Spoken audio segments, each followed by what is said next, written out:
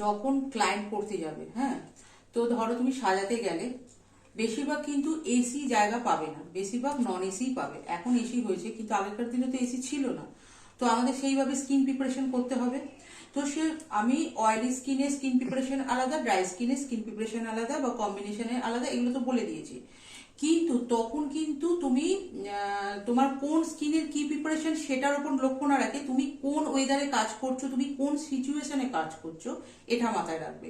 মানে তখন যে তুমি অয়েলি স্কিনের যে অয়েলি স্কিন প্রিপারেশন, ড্রাই স্কিনের যে ড্রাই স্কিনের যে প্রিপারেশন, সেগুলো মাথায় রাখবে না। তখন মাথায় রাখবে যে এখানে নন এসি এত গরম, টেম্পারেচার এরকম, এখানে সিচুয়েশন এরকম, সেই অনুযায়ী ওয়েদার অনুযায়ী তুমি স্কিন প্রিপারেশন করবে।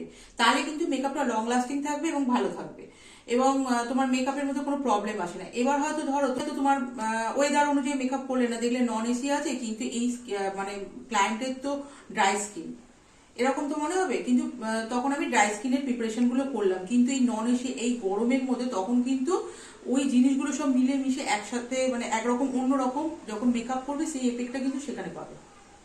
সেই জন্য তোমার সিচুয়েশন, তোমার ওয়েদার অনুযায়ী তুমি সবসময় স্কিন প্রিপারেশন করবে, শিখে রাখবে সব রকম, কিন্তু সেই রকম। যেমন শীতকালে কি ম্যাক্সিমাম তুমি ক্লায়েন্টকে ড্রাই পাবে, গরমকালে যে ড্রাই স্কিন তাকেও কিন্তু ম্যাক্সিমাম তুমি অয়েলি পাবে। ঠিক আছে, তো এগুলো মাথায় রাখবে।